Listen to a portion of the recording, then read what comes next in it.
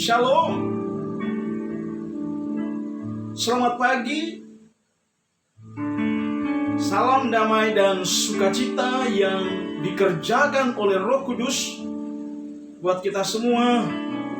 Pada pagi hari ini saya kembali menyapa Bapak Ibu saudara-saudari yang dikasihi Kristus melalui kebenaran firman Allah yang terambil di dalam kitab Perjanjian Baru, yaitu di dalam 1 Korintus pasal 14 ayat 33. 1 Korintus pasal 14 ayat yang ke-33.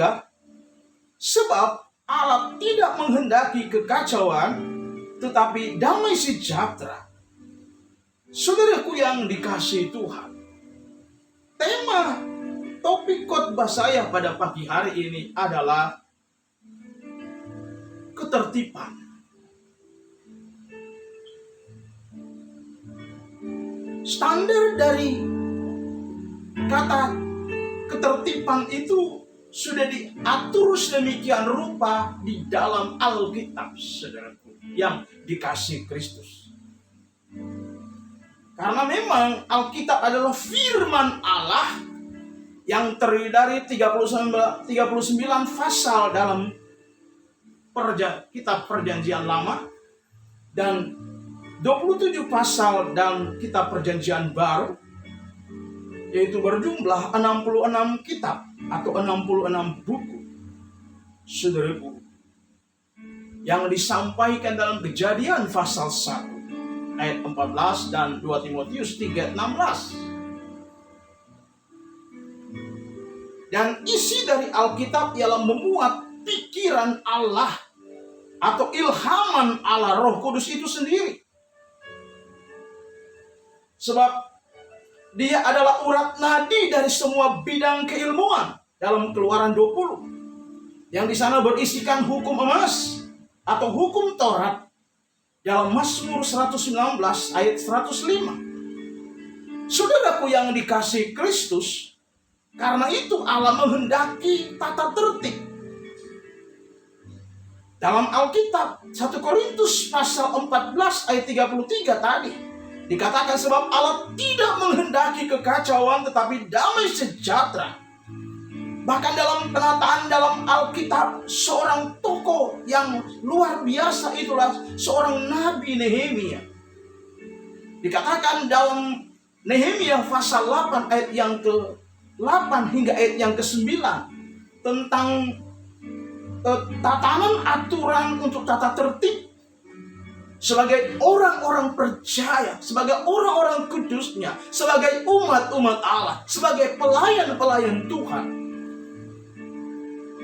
Di sana disampaikan tentang hakikat dari kebenaran Allah. Kita berkata bahwa Alkitab dia adalah absolut, tidak dapat dibantah. Kebenarannya, hukum itu melalui pilar jalur, yaitu kepada Allah, bahkan kedua kepada manusia. Bahkan Alkitab berkata, Alkitab adalah pengilhaman yang menyatakan diri melalui pernyataan umum, yaitu melalui alam, sejarah, dan hati nurani manusia. Dan lebih khusus di dalam anaknya yang tunggal, itulah Kristus Yesus, dan firman-Nya tentunya, saudaraku yang dikasihi Tuhan. Karena itu bagaimana supaya manusia saat beribadah hidupnya punya tata tertib, punya kesopanan, punya etika, punya moral, serta tidak kacau balau, saudaraku. Karena kalau kita melihat apa yang sedang terjadi di media, di mana banyak orang ketika mereka melihat secara mental saja, tidak langsung mengkaji lebih dalam apa yang sedang disampaikan melalui pekabaran Injil secara universal, banyak orang menjas. Ada yang mengatakan itu sesat, ada yang mengatakan itu tidak sesat. Karena itu Alkitab meluruskan itu melalui tata tertib, saudaraku. Kita berkata bahwa kita harus bercermin kepada firman Allah, mengikuti tuntunannya. Pertanyaan datang, caranya seperti apa? tentu seperti yang dikehendaki Allah dalam Kristus Yesus dalam hidup kita. Dalam 2 Timotius 3:16, saudara yang dikasihi Kristus, ada berbagai langkah yang sangat penting untuk kita dapat memahami firman Allah secara baik dan benar sesuai polanya Allah adalah, dia katakan memang Allah menghendaki, tidak menghendaki kekacauan. Menjadi bahan perenungan kita agar tertib hidup. Dalam Nehemia 8 ayat yang ke-8, kita perlu diedukasi melalui pemuridan, saudaraku. Saudaraku, untuk menjadi seorang murid, kriteria untuk masuk menjadi pemuridan, saudaraku, di dalam Nehemia 8 ayat yang ke-8 dikatakan harus ada keterangan paparan dengan jelas dan benar. Artinya saat kita membaca Alkitab harus fokus, terarah, yang dibarengi dengan kemampuan memahami, mengilhami kebenaran firman Allah melalui bimbingan, tuntunan oleh kekuatan Roh Kudus-Nya. Saudaraku yang dikasihi Tuhan, yang bagi berikut adalah harus ada komunikasi atau komunikatif. Disampaikan dengan jelas, diajarkan dengan jelas, tidak bertele-tele. Karena itu adalah ajaran Kristus dalam Matius 28 dan komando agung Yesus. Dia katakan dalam ayat 29, Allah itu ajarkanlah mereka. Perlu diedukasi, perlu dididik, perlu diberi penjelasan secara paparan secara tepat dan benar, supaya tidak mengandung kebimbangan. Selain itu, kita diaplikasikan melalui praktikum, saudara, atau praktik hidup, melalui pelatihan sehari-hari, atau dikenal dengan diklat. Berulang-ulang tentang proses penyangkalan diri, saudara. Sebab tanpa penyangkalan diri, tidak mungkin kita melalui proses ini. Kita berkata dalam Markus 8:34, kita harus punya penyangkalan diri untuk memahami dan mengerti firman Allah. Diberi pemahaman melalui pemuritan, supaya kita dapat memahami betapa kebenaran firman Allah yang hakiki itu tidak dapat dibantah oleh siapapun, karena memberi keterangan paparan dengan jelas dan benar. Saat kita membaca Alkitab, kita harus fokus terhadap firman Allah yang hidup itu, dan minta petunjuk Roh Kudus Allah, supaya kita mengerti lebih dalam rahasia Tuhan yang tersimpan berabad-abad. Yang kedua, kita komunikatif. Disampaikan dengan jelas, diajarkan dengan jelas. Selain itu, diaplikasikan melalui praktek hidup atau praktikum sehari-hari.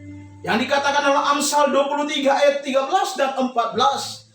Dan Ulangan 6 ayat 6 sampai 9. Saudaraku. Dan ayat yang ketujuh dikatakan haruslah engkau berulang-ulang. Dalam Ulangan pasal 6 ayat 6 sampai 9 dikatakan haruslah engkau berulang-ulang mengajarkannya. Berulang-ulang, saudara. Ke setiap orang-orang kudusnya. Mulai dari anak kecil, menjelang remaja dan dewasa, sampai kepada orang-orang tua. Banyak juga yang tidak memahami dan mengerti firman Allah, sehingga mudah menyimpang dari kebenaran Allah, mudah disesatkan oleh pengajar-pengajar sesat, saudara, yang sedang terjadi di akhir zaman ini, sehingga membimbangkan orang-orang kudusnya. Karena itu selagi kita diberi kesempatan hidup, mari kita tetap berkreasi sesuai talenta yang ada pada kita. Mazmur 27:8 kembali dikatakan kita berpatokan kepada firman-Nya, karena firman itu melampaui segala akal. Firman Allah melampaui segala filosof. Kemampuan manusia untuk mencerah, memahami, mengerti ilmu pengetahuan dan teknologi, semua ada dalam kebenaran firman Allah. Filosofi hanya bersumber dari pemahaman dasar melalui bagaimana Allah berbicara melalui pernyataan umumnya, yaitu melalui alam-alam, melalui sejarah dan hati nurani manusia. Sementara ada pernyataan khusus supaya kita memahami dengan baik dan benar di dalam anaknya Kristus Yesus, bahkan di dalam firman-Nya. Karena itu, supaya manusia saat beribadah hidupnya punya tata tertib, punya etika moral, serta tidak kacau balau, saudara. Kita perlu dididik dengan kebenaran firman Allah. Yang kita berkata dalam 2 Timotius 3 ayat yang ke-16, dikatakan segala tulisan yang diilhamkan Allah memang bermanfaat untuk mengajar, untuk menyatakan kesalahan, untuk mendidik orang dalam kebenaran. Ini firman Allah. Kita akan melanggar titah Tuhan, melanggar firman Allah, selagi kita ada dalam dunia ini, impactnya pengaruh negatif terhadap lingkungan, dalam keluarga, dalam gereja, bahkan di tengah-tengah masyarakat, saudaraku. Kita tidak lagi jadi garam, jadi berkat, saudaraku. Karena itu kita perlu dididik dengan tata tertib yang sesuai dengan standar Alkitab. Dalam 1 Korintus pasal 14 tadi. Penting sekali, saudaraku, sebab kalau tadi tanpa tata tertib kita akan beribadah menurut cara yang tidak berkenan kepada Allah.